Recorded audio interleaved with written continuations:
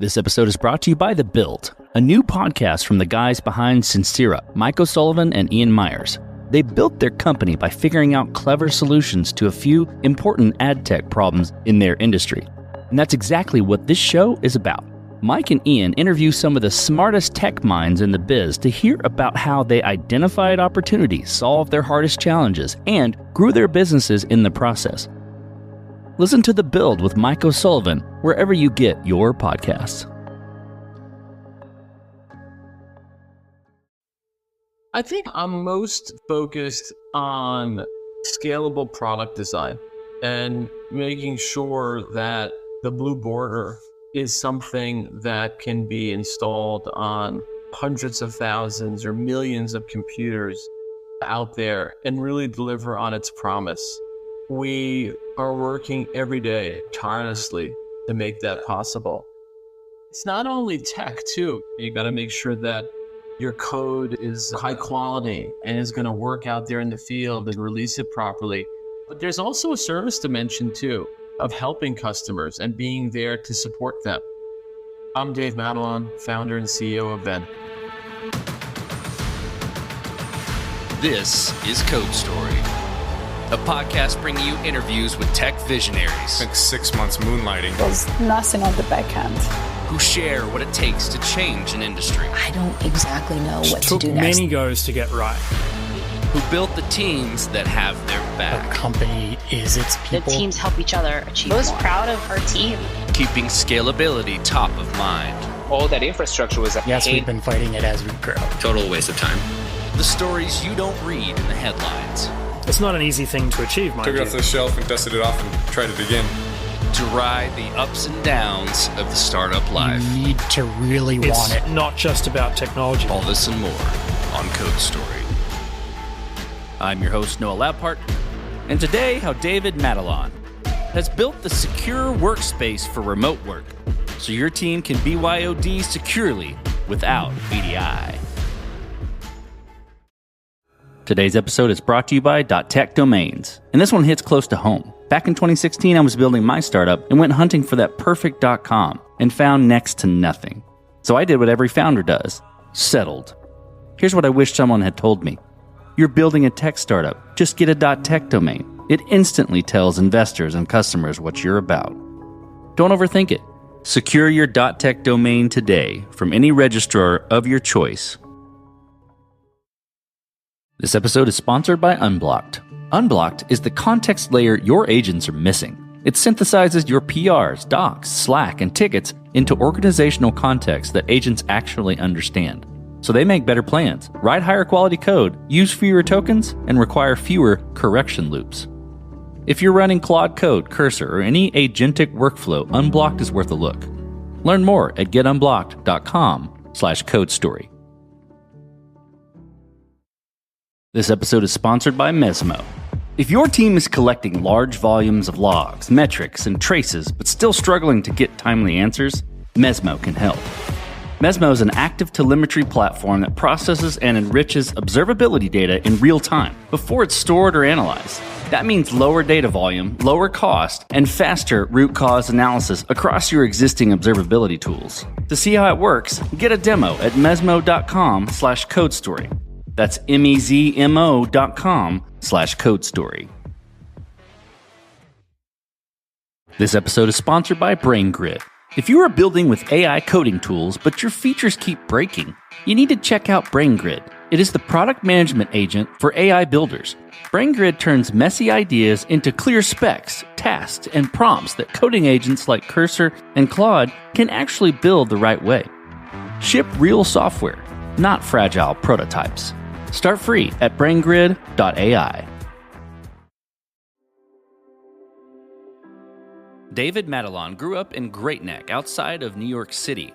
He's always been interested in tech way back in the early days of PCs, DOS, Windows, and even Novell. In fact, he was the high school kid with an IT consulting business on the side. Yes, he wore a beeper to school. He graduated from NYU and started his first company, Offyx. But outside of tech, he's married with 4 kids. When asked about what he does for fun, he says that he enjoys the all-encompassing nature of work and family life. David's whole career has been centered around helping companies deliver distributed applications. In most of recent history, virtual desktops, or VDI, has been the de facto solution for businesses, with lots of issues and pains baked in. David and his team heard the cries of their customers and decided to build a better solution, one with a blue border. This is the creation story of Venn.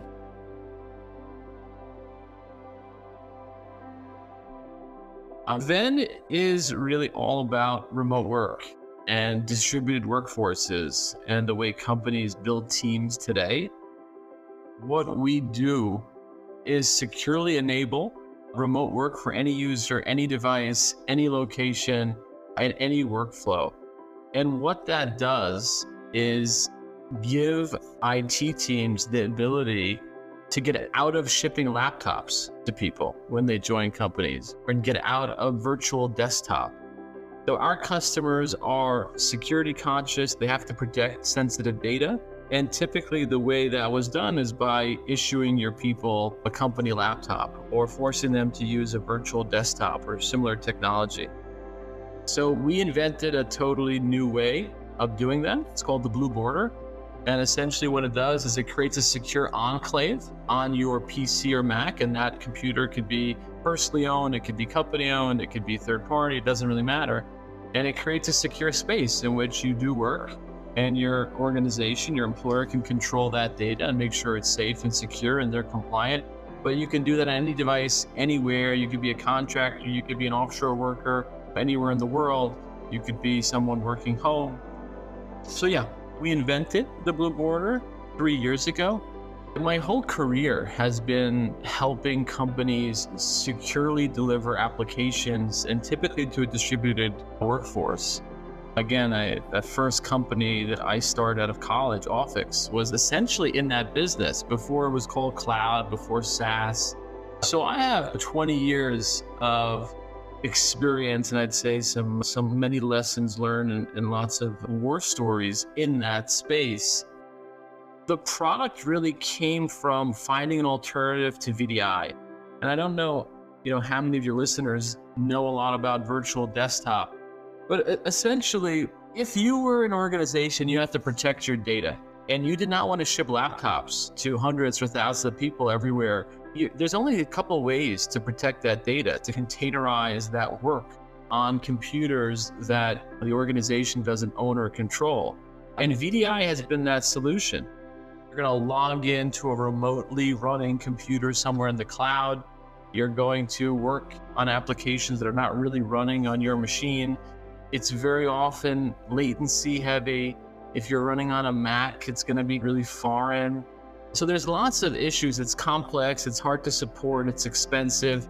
And we knew that technology well because we used it ourselves for a long time. And so I think the biggest push for us was just hearing our customers say, hey, we hate this technology. We want to find a better way. We want to run the applications on our machine. I have a Mac. I want to run native software. I don't want to run this stuff on a virtual desktop somewhere else in the cloud and have my keystrokes go through the internet each time. So the innovation came from listening to our customers tell us that they weren't happy with the status quo. Let's dive into the MVP of Venn. Then that first version, maybe it's first version of the blue border, or even maybe if there's a version before that or a first step before that, you decide. But I'm curious about what you would consider the MVP. What sort of tools you're using to bring it to life and how long it took you to get it in the customer's hands.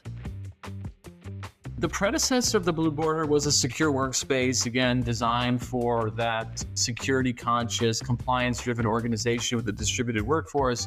We were in business, we had many customers, lots of bigger financial services firms with Voya and Fidelity and Guardian. So we were pretty entrenched in these industries where protecting data was taken very seriously, and we had a predecessor product.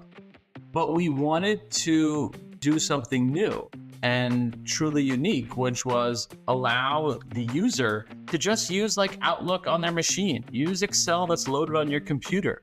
use Zoom and Slack just the way you'd install it natively. And again, that was all stuff you couldn't do in this world on a machine that wasn't owned and controlled by the company, because until then, it wasn't secure.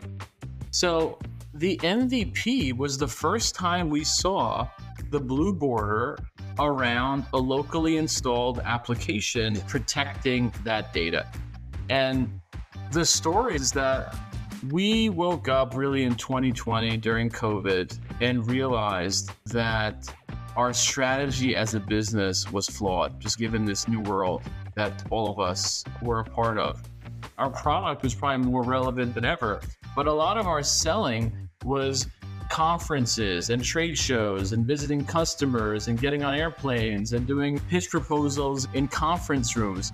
And in April of 2020, May 2020, it became really obvious that's just not going to work anymore. And we also recognized some of the flaws in that product then. And it was really in 2020, that summer, that we envisioned a world with a lot more remote work, obviously, a lot more expansive teams. We envisioned a world that was going to be normal, that you would build teams across the globe. You would embrace remote work as a go-forward constant. And in that world, did you want to ship laptops? Do you want to be relying on kind of these legacy approaches? And so we envisioned a world where you could just use your computer the way that you wanted to. And you could use work applications, and it would isolate and protect those work applications from the rest of your machine, but in a new and kind of modern way. So that MVP was probably in 21 when we first saw the blue border. It took us until late 22, about 2.5 years, to get the product really into production for early customers. And we launched commercially with a go-to-market strategy and really began growing that new customer base early in 23. About 2.5 years, though, I would say, from really just making that leap in the summer of 2020 to late 22, early 23, when we really started selling it.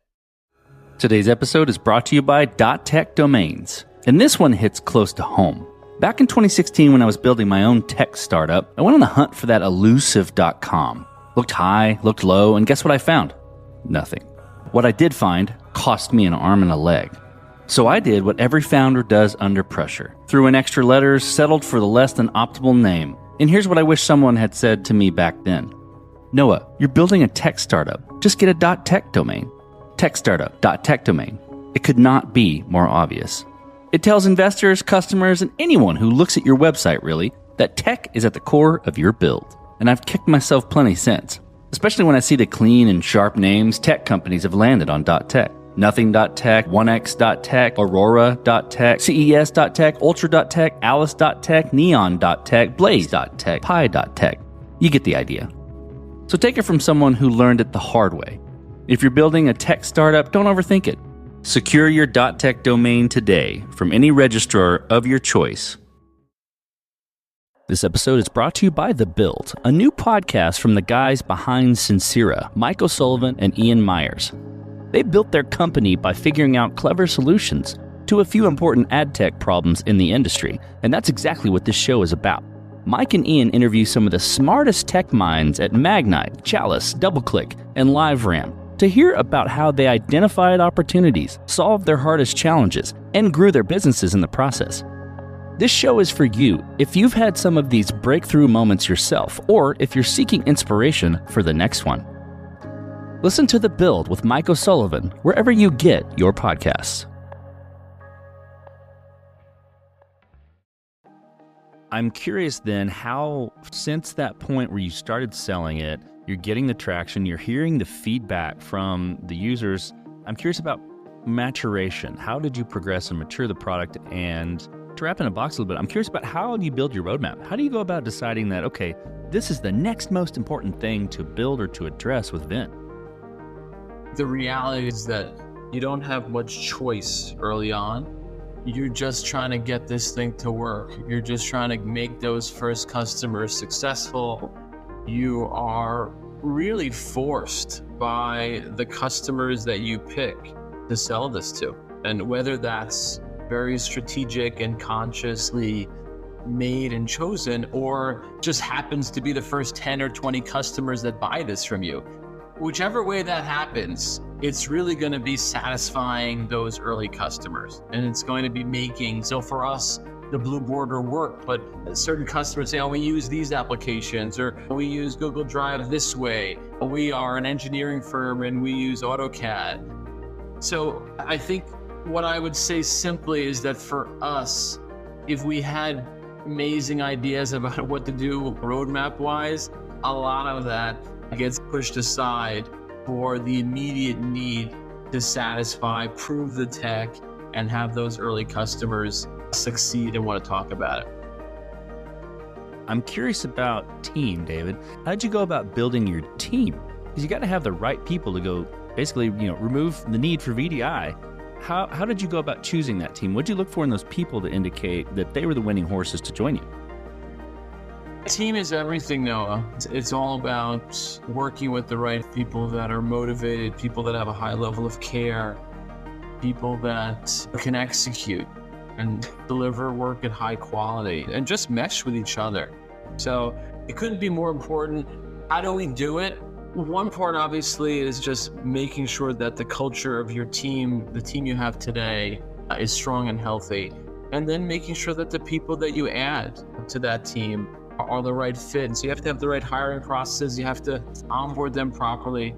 But we also have been a remote work company ourselves. We use our product every day. We live by these values. We have a remote and distributed workforce too.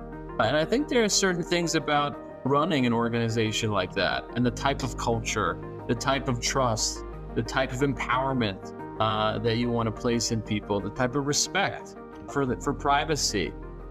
What's nice about Venn is that we're selling a product that delivers a promise that we live to as an organization. And I think that's super cool. This episode is sponsored by Mesmo. If you're responsible for reliability, performance, or platform architecture, you already know the problem. Telemetry volume is growing faster than teams can manage it. Mesmo addresses this by moving observability upstream. Instead of storing everything and asking questions later, Mesmo processes telemetry in motion, filtering, transforming, and enriching logs, metrics, and traces before they reach your observability backend. The result is cleaner data, reduced ingestion costs, and faster root cause analysis using the tools you already rely on.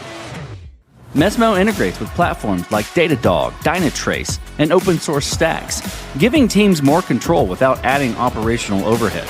This is especially useful for platform engineers and SREs supporting complex distributed systems where context and speed matter. To see how active telemetry works in practice, get a demo at mesmo.com/codestory. That's mezmo.com/codestory.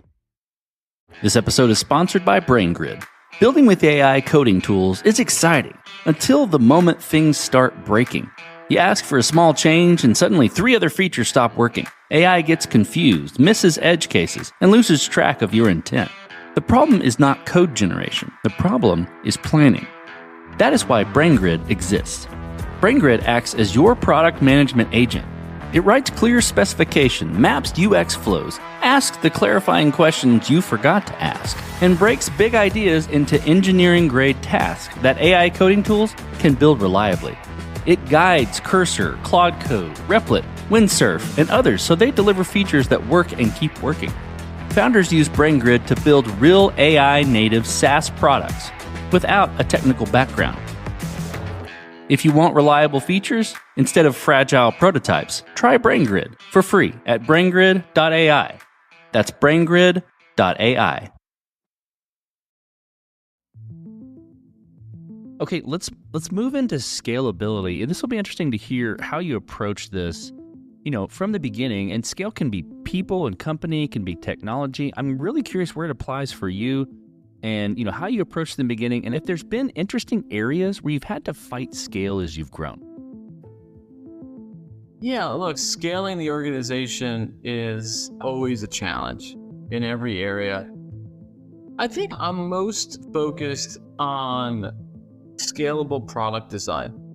and making sure that the blue border is something that can be installed on hundreds of thousands or millions of computers out there and really deliver on its promise.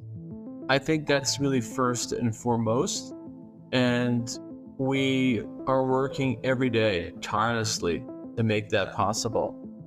It's not only tech too. You got to make sure that your code is high quality and is going to work out there in the field and release it properly. But there's also a service dimension too, of helping customers and being there to support them. These distributed workforces, and think about a new employee somewhere joining a firm, and that firm uses the blue border, and what that experience is like, and how many times a day that's happening out there for us and our customers. New user joining the firm, installing Venn, opening the blue border for the first time, wanting to get to work, have that experience be positive, smooth. So it's a challenging thing that we're trying to figure out, because these end users are anywhere. They're on any computer, they're in different countries, they're on different networks. But that's the nature of the problem, and it's a hard one. And the blue border really has to deliver on this promise of kind of that first day of work, that user installing it for the first time, having this new experience. They've probably never heard of the blue border. It's a new concept, a new paradigm where we're going to have a workspace on their machine that's not going to interfere with their personal space. So I'm really laser focused on seeing that experience being something that we can confidently expect to happen, again, thousands of times, hopefully a day in the future. So that's probably my number one scale challenge today. Okay, so David, as you step out on the balcony and you look across all that you've built, with Venn specifically, what are you most proud of? I'm super proud of our team, no question. But I think what this team has done over the last couple of years of really innovating and bringing to market something that's never been done before, something truly novel and new. We get to demo this for IT leaders and security leaders every day. And it's really fun to show people a new paradigm, a new product, a new technology they've really never seen before. And they'll ask questions like, hey, is this virtualization? Is this really running somewhere else? Is this just VDI with a blue border around it? And we're telling them, no, this is totally new. This is just local software wrapped with the blue border and kind of creates this layer of protection. And they're just blown away by the possibilities. So I am most proud that in my 20+ year career that I've led a team, and that the Venn team has just brought to the world and brought to the market something new and special that's so relevant today. Let's flip the script a little bit. Tell me about a mistake you made and how you and your team responded to it. Sure, mistakes get made every day. Of course, I'll share a mistake, but I think most important is just having a culture that admits mistakes and makes people comfortable talking about their mistakes and what they've learned. That's super, super important. I think our whole origin story and our whole reason for being is because of a mistake. And when we woke up in 2020, we didn't change immediately. We were trying to continue to sell in a new world, and it became obvious pretty quickly, but we were still trying it, and that was a mistake. And recognizing the mistakes there are key. And so there are so many times I think about my own career and I think about this company, and I think what's most important is just being able to admit mistakes openly, talk about them, and change course. I think it's all been about that. I think our entire success as an organization has been somehow tied to exactly that. This episode is sponsored by Unblocked. Your coding agents have access to your code base. Maybe you even connected other tools via MCPs. But access doesn't mean context. Agents can't reason across MCPs. They don't know your architectural decisions, your team's patterns, or why the API was shaped the way it is. So agents look in the wrong place and deliver bad outputs. Then you spend time correcting. More loops, more tokens. Unblocked is the context layer your agents are missing. It synthesizes your PRs, docs, Slack, and tickets into organizational context that agents actually understand. So they make better plans, write higher quality code, use fewer tokens, and require fewer correction loops. If you're running Claude Code, Cursor, or any agentic workflow, Unblocked is worth a look. Learn more at getunblocked.com/codestory.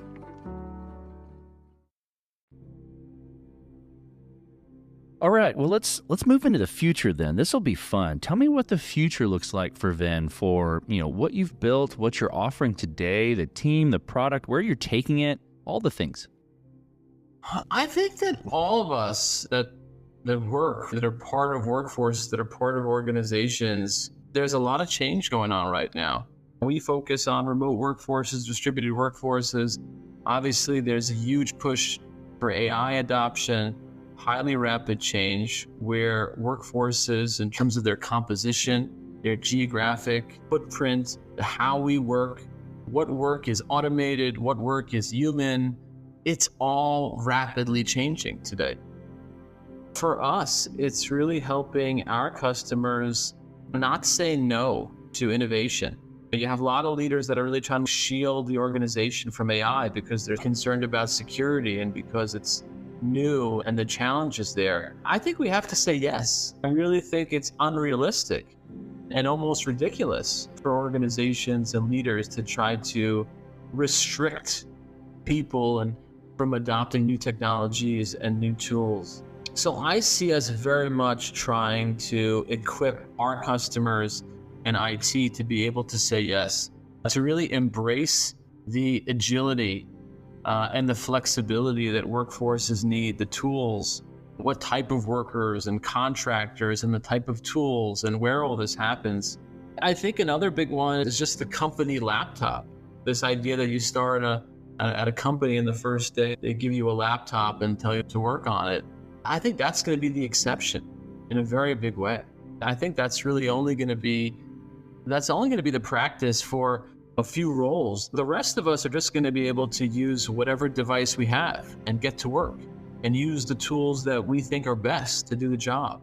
So I think it's incredibly exciting times where leaders are really redrawing so many aspects of how we work. And we're a part of that shift. We're a part of that exploration and that evolution these next few years. Well, David, let's switch to you. Who influences the way that you work? Name a person or many persons or something you look up to and why.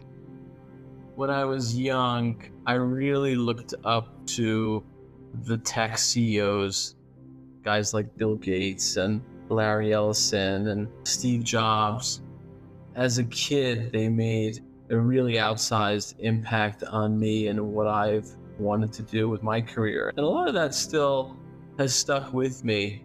But I think these days it's a bit more grounded than that, and really just trying to learn, grow with my team. And I take inspiration every day from the people I work with. And yeah, it's gone from like pie in the sky and dreamy to more just trying to be a better version of myself, push my company, my team to be better versions of themselves, and I would say a bit more humble as I've gotten older. Last question. So you're getting on a plane and you're sitting next to a young entrepreneur who's built the next big thing. They're jazzed about it. They can't wait to show it off to the world and can't wait to show it off to you right there on the plane. What advice do you give that person, having gone down this road a bit in several different capacities? I find myself often giving advice to founders that focus on funding and raising capital. It's easy for entrepreneurs to get caught up in raising capital and financing the business and getting a headline about how much money was injected in their business. My lesson, my experience over the last 20 years is beware of that and be really careful with raising capital and try to start more humbly, more grassroots, find a customer, put it out in an MVP, have that customer buy that MVP, work on it with them, build the business before raising capital. get that customer, get that product working. Go as far as you can without injecting institutional capital into the business. There's so many points of advice I would give, but again, I find myself in that conversation pretty often these days. That's fantastic advice. Couldn't agree more. Well, David, thank you for being on the show today, and thank you for telling the creation story of Venn. You're welcome. Pleasure. And this concludes another chapter of Code Story.